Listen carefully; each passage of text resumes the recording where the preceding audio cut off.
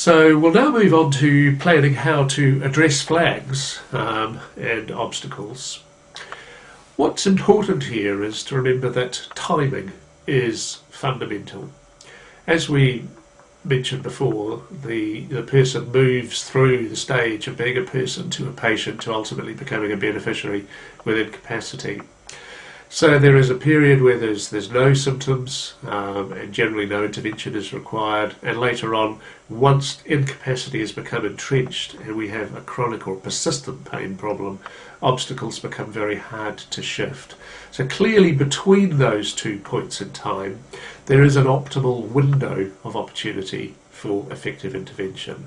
And this is the area where we need to combine the input of both the workplace and healthcare. The stepped approach that I referred to earlier is summed up in the idea of just what's needed when it's needed. It also means trying to use the least intrusive or the least intensive intervention that is likely to have some benefit before moving to more intensive or invasive. It is easier to step up to things that are more intensive than it is to take away things and go down to less intensive. That's confusing to the patient, and also it's not a good use of resources.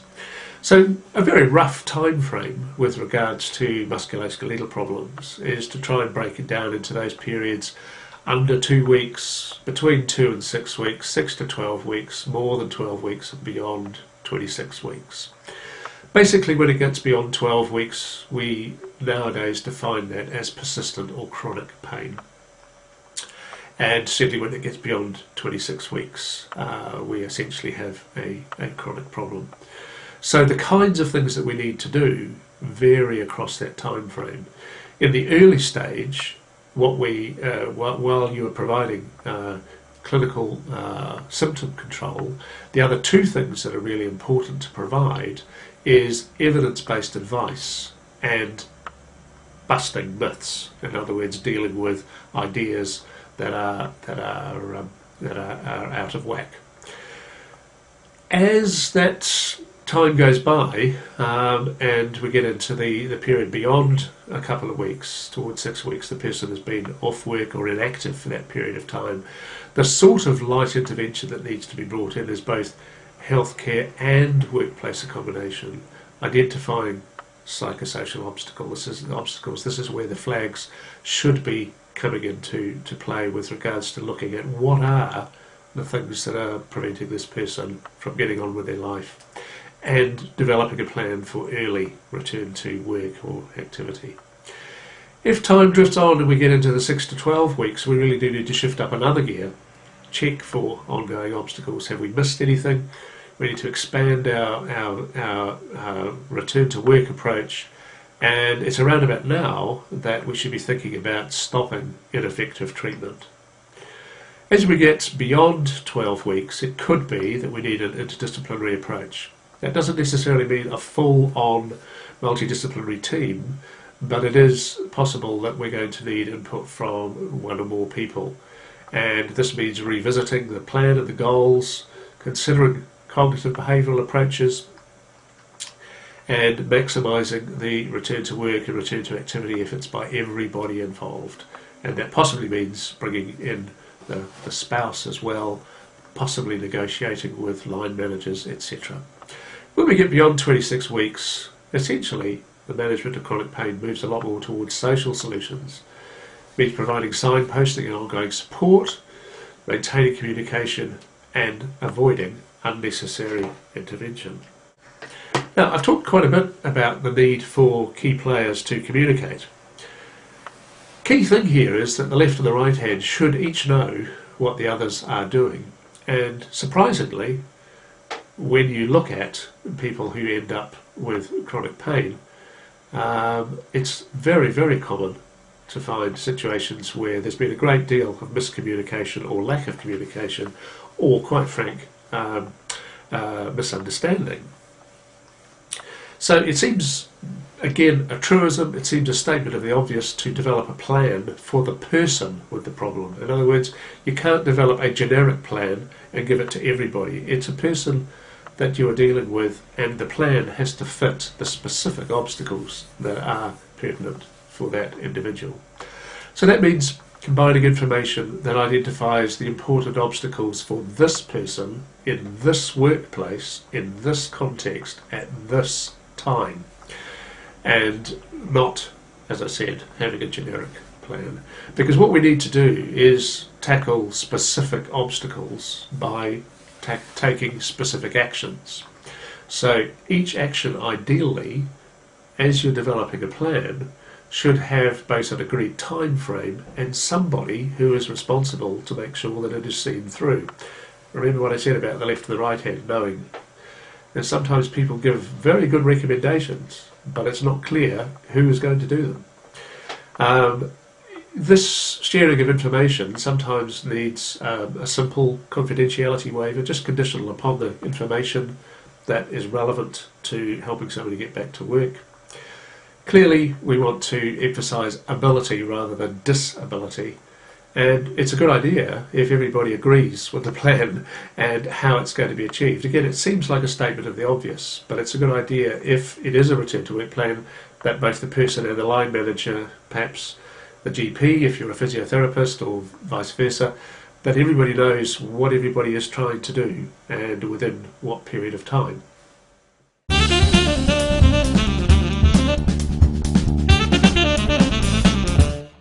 I'd like to move on to managing obstacles and have a look at this process. This is the process of just doing it, taking action, putting it into action. Again, a lot of this may seem like common sense, and it is, but it's most important that it is actually seen through and put into action. So what we are clearly needing to do is to address identified obstacles using both work-focused healthcare and workplace interventions, and generally both are required. So psychosocial factors, once they have been identified, whether they're beliefs, fears, avoidance behaviours, need to be tackled. And as I've said to you before, that if they are identified and tackled, the evidence is clear that you should expect a good outcome. Psychosocial interventions such as problem-solving training, using suitable coping strategies, can be very useful as a supplement to both exercises and the provision of information and advice, and contribute to increasing activity. The other good thing to remember is that they are useful for those people where either the treatments that you're providing or the exercises don't in fact end up producing the result that you were hoping. It means that you're not left with that question of what do I do next, because at least you have enhanced the person's coping strategies. And I can't say this strongly enough that an accommodating workplace is the key to work retention and early return to work.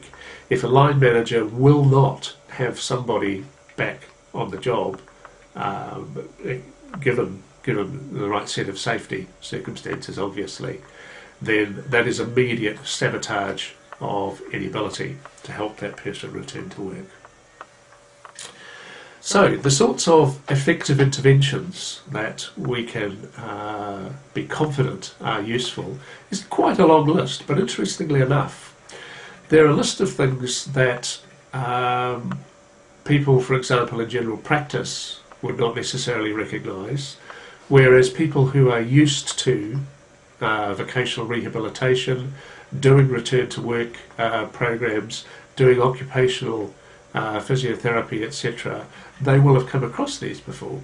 But I'd like to just very briefly run through these with regards to things that everybody can do, things that can be done in the workplace, and things that healthcare can do.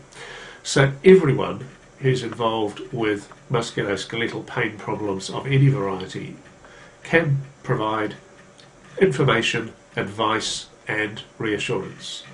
They can also promote activity and work, and they can also dispel myths about pain, activity and work. That's open to everyone. And it's also good to remember that there's excellent self-help literature available to help support that process. What a workplace can do is to provide transitional work arrangements. In other words, modifications to workload scheduled tasks. Now these should be temporary, they're time limited, they're not there forever. A very common way of helping somebody to go back to work is to give them a graded return to work program, and we'll talk about that a little bit further on. There's also the possibility of negotiated job modifications with case management.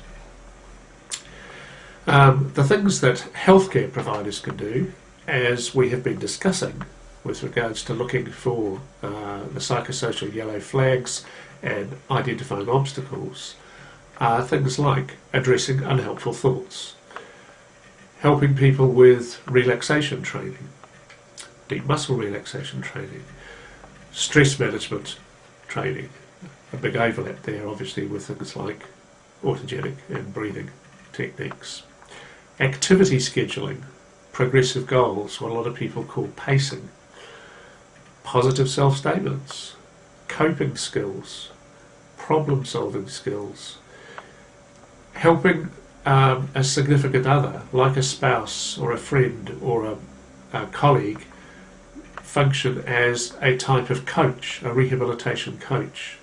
But certainly if you wanted people to be active, to exercise or whatever, one of the things that we know very, very well is that we all find it easier to do things when we have company.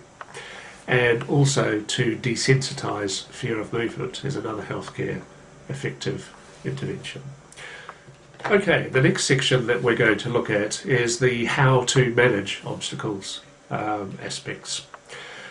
Some generic material to begin with, things that actually can make a difference. We do need to be enabling and facilitating, and we need to be very careful that we don't disable and sabotage. A good way to think about this is to remember a quote from John Wooden, who apparently was the most successful basketball coach ever in the United States. And the phrase that he came up with, which is a good one to remember in this context, is do not let what you cannot do interfere with what you can do. So again, a reminder that we should do focus on ability, not disability. Do ask what the person can still do, and try to reduce or eliminate the question, how have you been feeling, and try and avoid using phrases such as to let the symptom, whether it's pain or fatigue or whatever, to be your guide. There are various examples of simple action plans or return to work plans that you can give to people. One that I will just very quickly run through with you here is to ask things like my activity goals. For example, I want to be able to do the dishes, go to the movies, take part in a social event, etc. To try and identify the activities that I'm having difficulty with. I have difficulty with the following activities. While I'm getting better, I can make these activities easier by. If that's blank, then that's an absolutely perfect opportunity to be thinking about coping strategies and problem-solving solutions.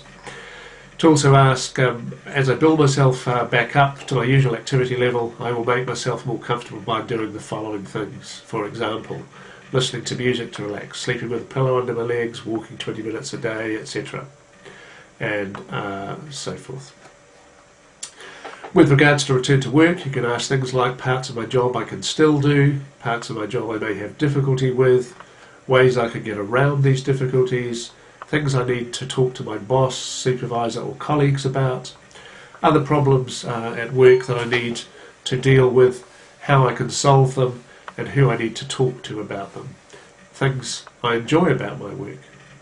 I won't go through all of the useful management strategies in detail because I suggest that you read these at your own leisure and think about them, but I will pick on one or two as examples because a number of them overlap. But let's take catastrophizing as an example.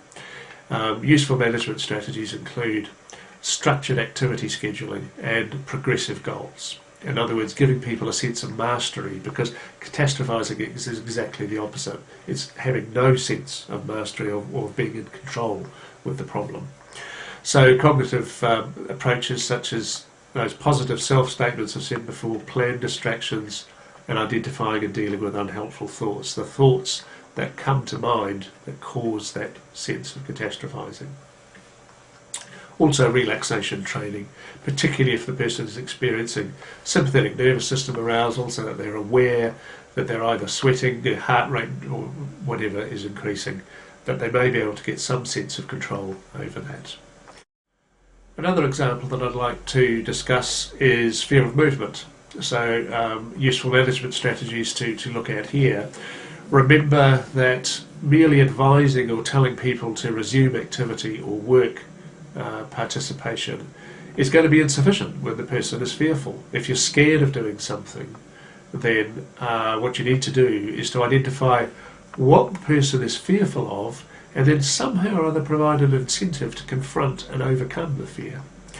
So effective treatment for fear of movement or treatment for kinesiophobia is best done by desensitising the person gradually to a hierarchy of their fears associated with movement and activity. So you start out with not the things that are the most fearful, but the things that are going to be the least fearful, and head up stepwise towards the things that are more fearful.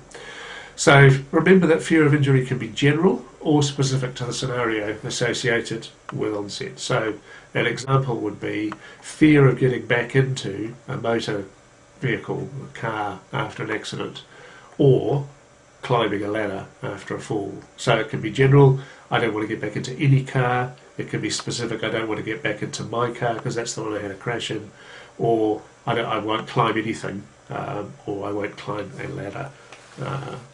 Can be good examples. I'd like to move on to looking at ways of supporting and enabling line managers with regards to psychosocial obstacles. And there are 4 things that I would like to just briefly go through here. Some evidence-informed steps, a little discussion about reasonable accommodations, a little discussion about pacing, and graded return to work programs. There are some things that every line manager can do in order to assist the return to work process. The first is clearly to prevent further injury. In other words, if there was something like a fall from a height or something fell, to deal with the risk management of that, and that clearly is going to increase confidence. The next thing is to facilitate stay at work. If the person can stay at work part-time, it makes it easier in the sense that you don't have to go through the whole process of beginning a return to work. It's also important that line managers maintain employees. This can in fact be one of the single most effective interventions, is simply to phone people up and ask when they are coming back to work. It's possible for line managers to provide information about job tasks. A lot of GPs and other healthcare practitioners don't know what the person's job involves and find it difficult therefore to advise accurately to their patient what they can do. To help identify potential selected duties, in other words, those parts of the job that the person can still do, rather than just focusing on the fact that there are some that the person can't do any. To facilitate workplace accommodations, temporary modifications, as I will talk about again, and to enable graduated return to work. So briefly looking at transitional work arrangements, just remember these are temporary modifications to ease into usual work by getting over the pertinent obstacles. And the most common ways of doing this are altering the work, reducing the physical demands, for example, altering the work organisation so you can reduce or change the work pace or intensity, and introduce flexibility, so allow time for going off to a healthcare appointment, seeing a physio, or being able to work from home, etc., and so forth. The issue of what is reasonable in an accommodating workplace is an important one, because if I'm a line manager, people may ask me, do you have light duties, do you have alternative duties, modified work, selected duties, etc. Again, just to remind you that one of the most important things to emphasise with line managers is that accommodating workplaces should be done on a temporary basis, not long term. Effectively, long term is a different job, isn't it?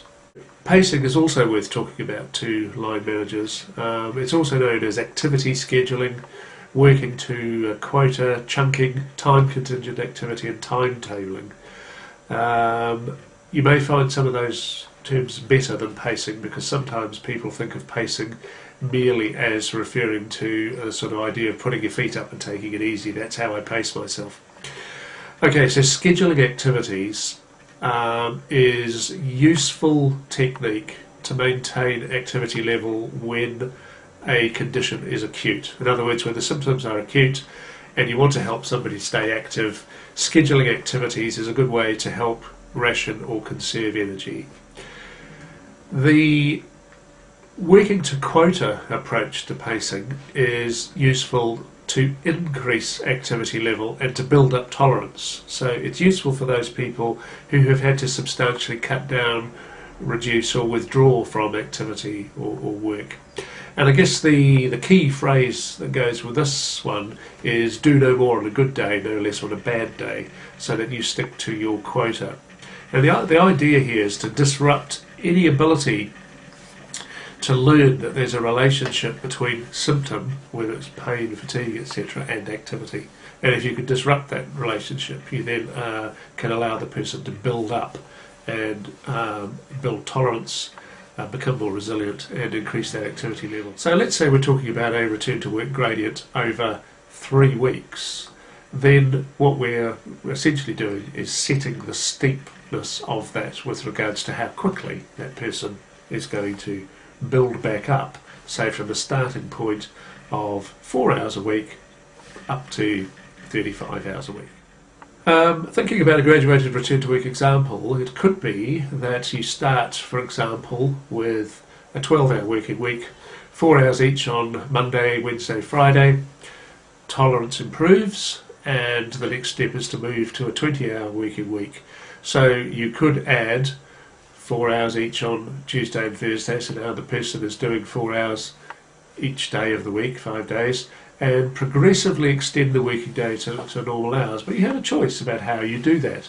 One way is to go for large increments on alternate days, so you could move to a 32-hour working week by adding 4 more hours on Monday, Wednesday and Friday. So effectively the person is working full time on those 3 days and half a day on Tuesday and Thursday. Or you could go for small daily increases, for example 2 more hours each day, so that the person is actually working 6 hours for each of the 5 days. And either of these could work. It needs to be tailored to the individual.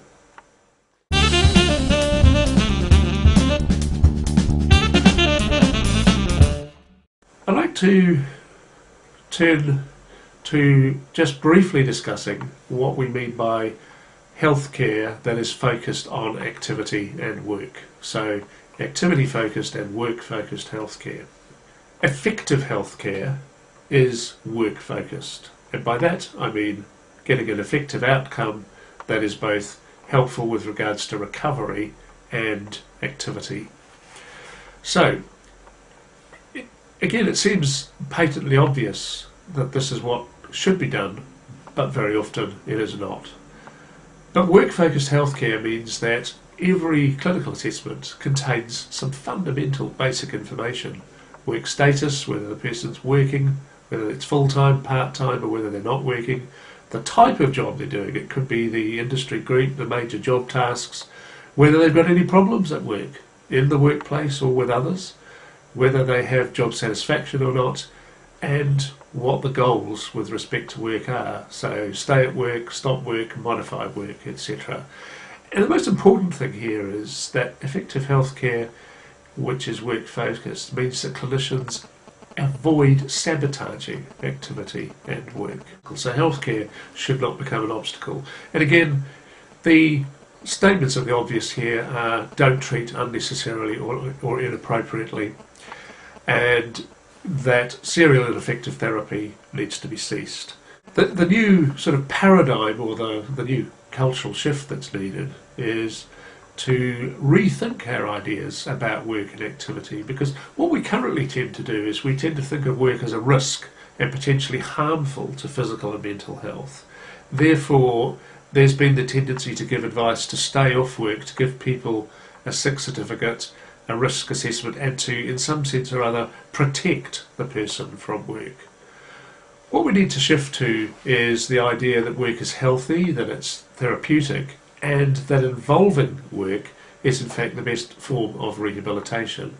But bearing in mind that obviously work can also be a hazard if there are safety specific concerns. However, this shift to a new culture means that we should be providing advice and support to remain in and to return to work, and how to work in a safe and healthy way. Part of this means addressing the myths about work, and there are at least 6 common ones that come up about musculoskeletal pain problems. One is it's a health problem, so there must be a cure. Rest is always needed until pain goes. Working whilst ill or injured will just make matters worse. It hurts at work, so I was damaged at work. Contacting an absent worker is intrusive, and that it's not possible to return to work until I'm 100% fit. These myths need to be challenged and dealt with. Stay at work is a concept that we also need to remember with regards to our psychosocial management of people with musculoskeletal pain. What this refers to is remaining in work whilst recovery, and it's important to remind you that it maintains a lot of the benefits of being at work. It means that a routine is maintained, there is a structure to the day, social relationships are continued, there is some sort of mental stimulus. Most people get their sense of self-esteem, and they obviously have to be active and gain well-being as a result of this. It's just important to remember that prolonged absence is a bad idea, and that keeping people at work part-time or on modified duties initially is sometimes preferable to taking somebody out of the workplace and having to go through the whole process of re-engaging them and overcoming all of those psychosocial obstacles.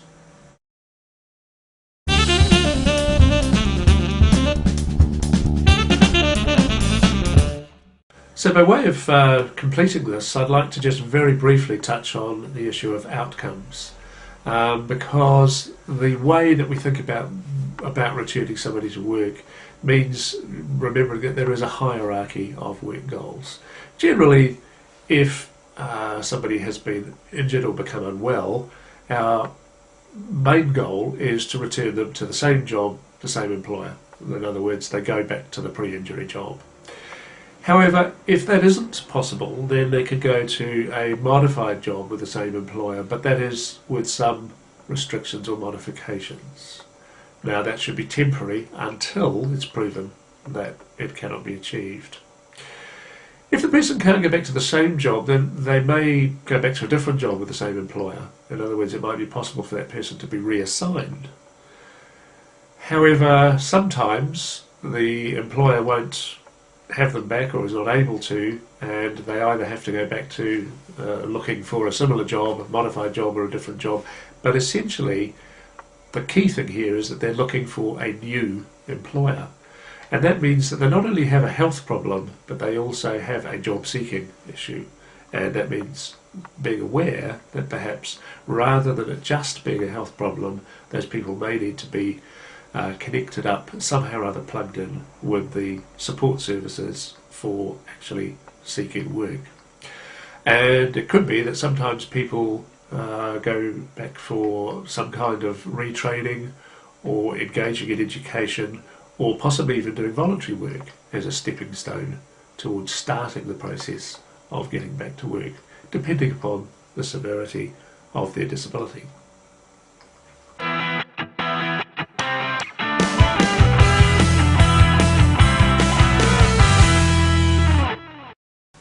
So, in summary, I want to remind you that we need to think of 6 words when we're identifying flags and obstacles, working out how to manage them, and actually doing that management and seeing it through. And that is to focus on the person, the workplace, and the context, and to think about identifying obstacles, planning how to overcome them, and putting that into action. If you want any more information, you're very welcome to visit my website at www.kendallburton.com. Thank you very much for your attention, and I hope that you find this video podcast of some use.